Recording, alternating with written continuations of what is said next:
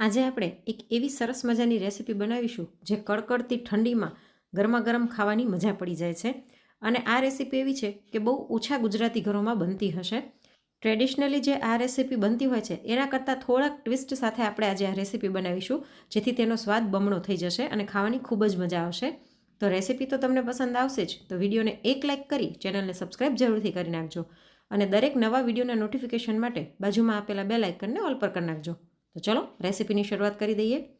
સૌથી પહેલાં આપણે 1 કપ જેટલી દાળ લેવાની છે, જેમાં આપણે 5 દાળ મિક્સ કરીશું. તો 1 મુઠ્ઠી ચણાની દાળ, 1 મુઠ્ઠી મગની ફોતરાવાળી દાળ, 1 મુઠ્ઠી મસૂર દાળ, 1 મુઠ્ઠી અડદની દાળ અને 1 મુઠ્ઠી તુવેર દાળ લઈ લઈશું. એટલે આપણે બધી જ દાળનું પ્રમાણ સરખું રાખ્યું છે. 5 દાળ લીધી છે, બધી 1-1 મુઠ્ઠી, એટલે પંચમેલ આપણી દાળ બનીને તૈયાર થઈ ગઈ છે. આને આપણે 2 થી 3 વખત પાણીથી ધોઈ લઈએ.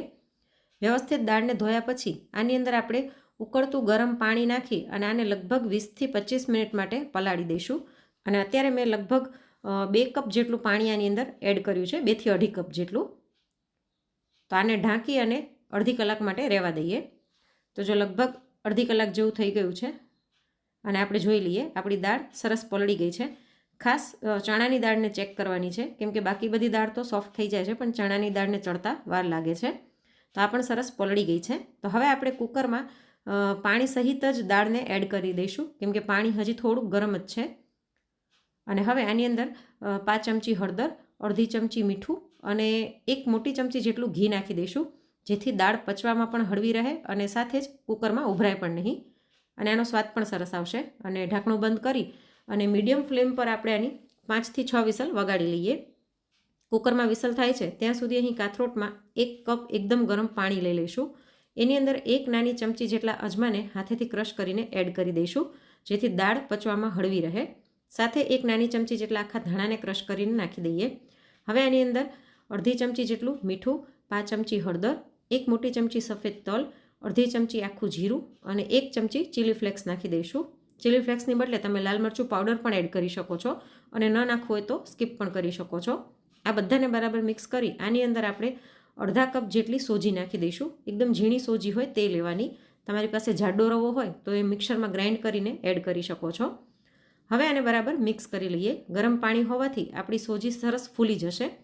તો આને મિક્સ કરી અને લગભગ આપણે 10 મિનિટ માટે રહેવા દઈશું, એટલે આપણી સોજી ફૂલી જાય. તો 10 મિનિટ થઈ ગઈ છે. હવે આની અંદર આપણે 1.5 કપ જેટલો ઘઉંનો જે રેગ્યુલર રોટલીનો લોટ હોય તે એડ કરી દઈશું. અને સાથે જ થોડુંક સ્વાદ પ્રમાણે હજી હું મીઠું એડ કરું છું. આપણે પાણીમાં પણ એડ કર્યું હતું. સાથે 5 ચમચી જેટલો ખાવાનો સોડા નાખી દઈએ અને 2 ચમચી જેટલું જામેલું ઘી નાખીશું, જેનાથી સરસ ક્રિસ્પી થશે. અને હવે આ બધાને મિક્સ કરી લઈએ. 10 મિનિટમાં આપણું પાણી પણ ઠંડુ થઈ ગયું છે, હાથ અડાડી શકાય એટલું. તો આ બધાને બરાબર મિક્સ કરી ચોળીને આનો લોટ બાંધી લઈશું. તો જો આપણો લોટ બંધાઈ ગયો છે. લોટ આનો થોડોક સોફ્ટ રહેશે અત્યારે, પણ સોજી ફૂલશે એટલે લોટ પહેલાં કરતાં થોડોક કઠણ થઈ જશે. તો આટલો જ આપણો લોટ હોવો જોઈએ. તો આને ઢાંકી અને આપણે 20 મિનિટ માટે સાઈડમાં રાખી દઈશું. અને ત્યાં સુધી આપણે કુકર ચેક કરી લઈએ. કુકરમાં 5 થી 6 વિસલ થઈ ગઈ છે અને વરાળ નીકળવા દીધી હતી મેં. તો આપણે ઢાંકણું ખોલી લઈએ.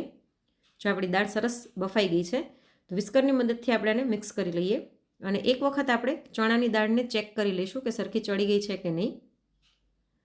તો જો બધી દાળ સરસ ચડી ગઈ છે. તો હવે આને તમે હાથ ઝેરણીથી પણ મિક્સ કરી શકો છો, પણ હું આને આવી રીતના વિસ્કરથી જ મિક્સ કરી લઉં છું. આપણે દાળને સહેજ આખી જ રાખવાની છે, એકદમ બ્લેન્ડ નથી કરી નાખવાની, એટલે બ્લેન્ડર આની અંદર નથી ફેરવવાનું. તો આ રીતનું જ આપણે દાળનું ટેક્સચર જોઈએ છે. તો હવે આપણે દાળનો વઘાર કરીશું. તો એના માટે અહીં કડાઈમાં 3 ચમચી જેટલું હું ઘી લઉં છું. તમે ઈચ્છો તો તેલમાં પણ વઘાર કરી શકો છો, પણ ઘીમાં વઘાર કરવાથી સ્વાદ ખૂબ જ સરસ આવે છે.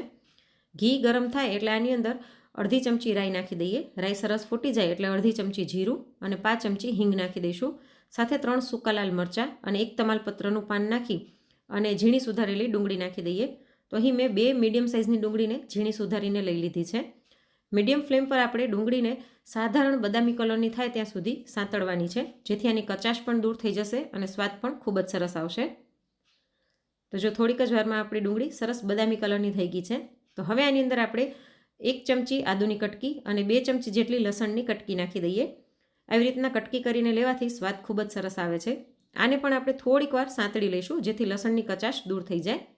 અને હવે આની અંદર ઝીણું સુધારેલું ટમેટું નાખી દઈએ. તો એક મોટા ટમેટાને મેં ઝીણું સુધારીને લઈ લીધું છે. હવે આની અંદર સ્વાદ પ્રમાણે મીઠું નાખી દઈશું. આપણે દાળમાં પણ મીઠું નાખ્યું હતું, એટલે ખાલી ગ્રેવીના ભાગ પૂરતું જ મીઠું એડ કરવાનું છે. સાથે 5 ચમચી હળદર, 1.5 ચમચી ધાણા જીરું, 1 ચમચી કાશ્મીરી લાલ મરચું અને 1 ચમચી રેગ્યુલર લાલ મરચું નાખી આ બધાને બરાબર મિક્સ કરીને થોડીક વાર સાંતળી લઈશું, જેથી આપણા ટમેટા પણ સરસ સોફ્ટ થઈ જશે. તો જો ટમેટા સાધારણ સોફ્ટ થઈ ગયા છે. તો હવે આની અંદર આપણે જે દાળ બાફીને રાખી હતી તે એડ કરી દઈએ. સાથે જ કુકરની અંદર 1 ગ્લાસ ગરમ પાણી નાખીને આની અંદર નાખી દઉં છું હું. દાળની કન્સિસ્ટન્સી તમારે જેવી રાખવી હોય એ પ્રમાણે તમે પાણી એડ કરી શકો છો. આ બધાને બરાબર મિક્સ કરી લઈએ. અને હજી મને દાળ થોડીક ઘાટી લાગે છે, ઉકળશે એટલે વધારે ઘટ થશે, એટલે ફરીવાર હું આની અંદર 1 ગ્લાસ પાણી નાખું છું. પણ ગરમ પાણી જ એડ કરવાનું, ઠંડુ પાણી એડ નહીં કરવાનું. આને મિક્સ કરી અને મીડિયમ ફ્લેમ પર 7 થી 8 મિનિટ માટે આને ઉકળવા દઈએ. તો જો 7 થી 8 મિનિટ થઈ ગઈ છે. હવે આની અંદર 1 ચમચી કસૂરી મેથીને ક્રશ કરીને એડ કરી દઈશું. સાથે 1 ચમચી લીલા લસણની મેં કટકી કરીને લઈ લીધી છે. અત્યારે સિઝન છે એટલે તમારી પાસે ન હોય તો સ્કીપ કરી શકો છો. સાથે 2 થી 3 ચમચી ઝીણી સુધારેલી કોથમીર અને અડધી ચમચી ગરમ મસાલો નાખી આ બધાને બરાબર મિક્સ કરી લઈશું. તો જોતાં જ મોઢામાં પાણી આવી જાય એવી એકદમ ટેસ્ટી આપણી દાળ બની ગઈ છે. અને આની કન્સિસ્ટન્સી અત્યારે હું આટલી જ રહેવા દઉં છું, કેમ કે થોડીક વાર થશે એટલે ઘટ થશે દાળ, એટલે બહુ આને આપણે ઉકાળીશું નહીં. તો આને સાઈડમાં રાખી અને આપણે જે લોટ બાંધીને રાખ્યો હતો તે લઈ લઈએ. આને આપણે થોડોક મસળી લઈશું અને આમાંથી એક મોટો લુવો તોડી લઈએ. તો આજે આપણે રાજસ્થાનની પ્રખ્યાત ડિશ દાલ બાટી બનાવવાના છીએ, પણ બાટી આપણે એકદમ અલગ રીતના બનાવીશું. ટ્રેડિશનલી જે બનતી હોય એ રીતના આપણે નથી બનાવવાના. તો અહીં મોટો લુવો તોડી તેને કોરા લોટમાં રગદોળી અને મોટી રોટલી વણી લઈશું. અને હવે આની ઉપર થોડુંક ઘી નાખી દઈએ, લગભગ અડધી ચમચી જેટલું, અને એને ફેલાવી દઈશું. હવે આની ઉપર થોડોક કોરો ઘઉંનો લોટ છાંટી લઈએ અને આનો આપણે રોલ વાળી લઈશું. આવી રીતના કરવાથી બાટી છે તે અંદરથી સરસ લેયરવાળી થશે અને લેયરના કારણે અંદર સુધી સરસ બફાશે, ચડશે, જેના કારણે જરાય કાચી નહીં લાગે ને ખાવામાં ખૂબ જ ટેસ્ટી અને ક્રિસ્પી લાગશે. તો આવી રીતના આપણે આનો કઠણ રોલ વાળવાનો છે, ઢીલો રોલ નથી વાળવાનો. રોલ વાળ્યા પછી આને આપણે વચ્ચેથી કટ કરી લઈશું. તો આનાથી આપણા 2 બાફલા બનીને તૈયાર થશે. ટ્રેડિશનલી જે બાટી બનાવવા માટેનું કુકર હોય આપણે એમાં નથી બનાવવાના, અલગ રીતના બનાવવાના છીએ. તો આવી રીતના બંને છેડાને વાળી અને આને હળવા હાથે આપણે ગોળ કરી લઈશું, લુવો કરી લઈએ. જો આવી રીતના આપણે બધા જ લુવાને તૈયાર કરી લઈશું. તો અહીં મેં બધા લોટમાંથી આવી રીતના લુવા તૈયાર કરી લીધા છે. અને હવે અહીં મેં એક પ્લેટ લઈ લીધી છે, જેને મેં સાધારણ ઓઇલથી ગ્રીસ કરી લીધી છે. એમાં થોડા થોડા અંતરે આપણે આ લુવા મૂકી દઈએ અને હવે આપણે આને સ્ટીમ કરવાના છે. તો અહીં મેં ઢોકળિયામાં પાણી ગરમ થવા રાખી દીધું હતું. પાણી સરસ ગરમ થઈ ગયું છે. તો આની અંદર ડીશ મૂકી ઢાંકીને આને 20 થી 22 મિનિટ માટે સ્ટીમ થવા દઈશું. તો લગભગ 20 થી 22 મિનિટ થઈ ગઈ છે અને તમે જુઓ સાઇઝમાં એકદમ સરસ મોટા અને ફૂલી ગયા છે બાફલા. તો આને નીચે ઉતારીને ઠંડા થવા દઈએ.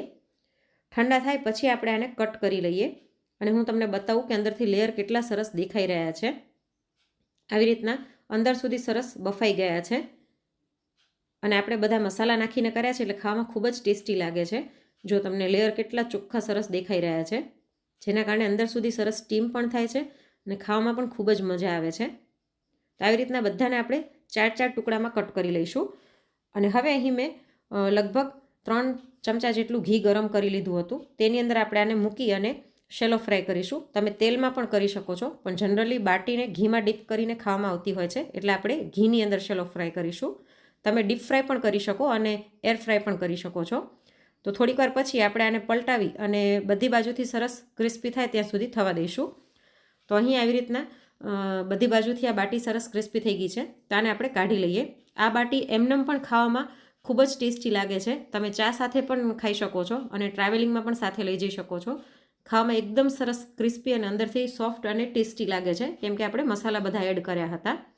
તો બધી જ બાટી આપણે કાઢી લઈએ અને આપણી દાળ પણ તૈયાર છે. તો હવે ગરમા ગરમ આપણે સર્વ કરી દઈએ. તો પ્લેટમાં સૌથી પહેલાં આપણે દાળ લઈ લઈશું અને આની ઉપર હું એક વઘાર એડ કરું છું, જેમાં મેં 2 ચમચી ઘી ગરમ કરી તેમાં થોડીક આદુની કટકી, સહેજ ચપટી કસૂરી મેથી અને 5 ચમચી કાશ્મીરી લાલ મરચું પાવડર નાખીને મિક્સ કરી લીધું હતું. આવી રીતના ઉપર વઘાર રેડવાથી દાળનો સ્વાદ બમણો થઈ જાય છે, કેમ કે ઘીમાં કસૂરી મેથી સંતળાવાથી સ્વાદ ખૂબ જ સરસ આવે છે. સાથે જ ક્રિસ્પી બાટી સર્વ કરી દઈએ. અને તેની સાથે અહીં મેં 2 લાલ મરચાં શેકીને લઈ લીધા છે અને ડુંગળીનું સલાડ. તો જોઈને જ મોઢામાં પાણી આવી જાય એવી આપણી રાજસ્થાની દાલ બાટી બનીને તૈયાર થઈ ગઈ છે. મેં પહેલી વખત આ ટ્રાય કરી હતી અને ઘરમાં બધાને ખૂબ જ ભાવી. અને ઘણા લોકો આને ડીપ કરીને ખાતા હોય છે, પણ આને ટ્રેડિશનલી આવી રીતના ખાવામાં આવતી હોય છે. બાટીને આપણે આવી રીતના ભૂકો કરી લઈશું. જુઓ કેવી સરસ ક્રિસ્પી છે, અવાજ પરથી ખબર પડે છે. અને અંદરથી સોફ્ટ અને ટેસ્ટી છે અને લેયર પણ એકદમ સરસ દેખાઈ રહ્યા છે. આવી રીતના બાટીને ભૂકો કરી અને એની ઉપર આપણે ગરમા ગરમ દાળ નાખી દઈશું. દાળ તમે તમારી ચોઈસ પ્રમાણે વધારે ઓછી એડ કરી શકો છો. સાથે જ ઉપરથી થોડીક ઝીણી સુધારેલી ડુંગળી, થોડીક ઝીણી સુધારેલી કોથમીર અને થોડોક લીંબુનો રસ નીચોવી દઈશું. લીંબુ નાખવું ઓપ્શનલ છે, તમે ઈચ્છો તો ઉપર થોડોક ચાટ મસાલો પણ સ્પ્રિંકલ કરી શકો છો. તો આજની આ ટેસ્ટી રેસીપી તમને કેવી લાગી તે કોમેન્ટમાં જરૂરથી જણાવજો. અને જો રેસીપી ગમી હોય તો લાઈક કરીને વધુમાં વધુ શેર પણ કરજો. Thanks for watching.